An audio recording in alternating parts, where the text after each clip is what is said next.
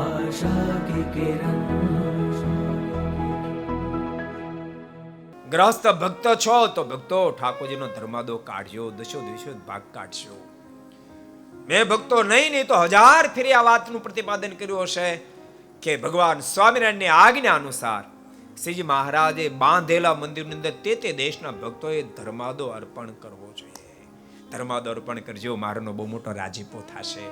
અને ભક્તો એટલા માટે અમે કહી શકીએ, એક પણ સિંગલવાર કોઈ એમ ન કહે કે દશમો વિશ્વ ભાગ સરદારમાં સ્વામી સ્વીકાર, સિંગલવાર ન કહી શકે. સ્વામી સિંગલવાર ન કહી શકે.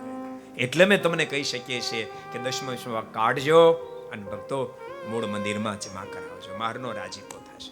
અમુક તો 1000 પ્રકારના સંકલ્પ કરે, એનું આમ થાય ને તેમ થાય.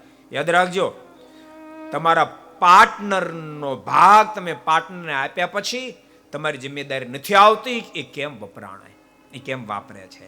એમ દશમો ભાગના તો ભગવાન પાર્ટનર છે. દશમા ભાગ એટલે તમારા 100 રૂપિયાના માંથી 10 રૂપિયાનો ભાગ ભગવાનનો છે, એને આપી દેવાનો છે. એના માટે તમારે કાંઈ વિચારણા કરવાની થતી નથી.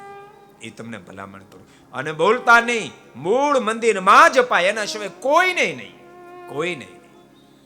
એવમ કોઈ સંતો અધિકારી નથી, એના માટે આચાર્ય શ્રી પણ અધિકારી નથી. બોલતા નહીં. મારના સમકાલીન સમયમાં વહીવટી ક્ષેત્રે ટાઈપનું હતું તો એક આદેશ હતો કે આચાર્ય શ્રીએ આજ્ઞાપત્ર લખી આપે, દેશાંતરમાં સંતો વિચરણ કરે અને ધર્માદો લાવીને મંદિરમાં જમા કરાવે. કારણ કે આચાર્ય શ્રીની આવક અને દેવની આવક અલગ છે.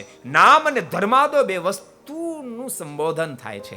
નામની રકમ આચાર્ય શ્રીને પ્રાપ્ત થતી અને ધર્માદની રકમ દેવના કોઠારમાં જમા થતી. તે દિવસ હોય તો ભલે ને આ દિવસ હોય તો ભલે. માટે ભગવાનના ભક્તોને બરાબર અનુસંધાન ટાંકશો. બહુ મોટી વાત છે ભક્તો.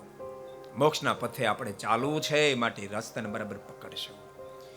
को पसंद आया हो तो लाइक करें और शेयर करना मत भूलिए.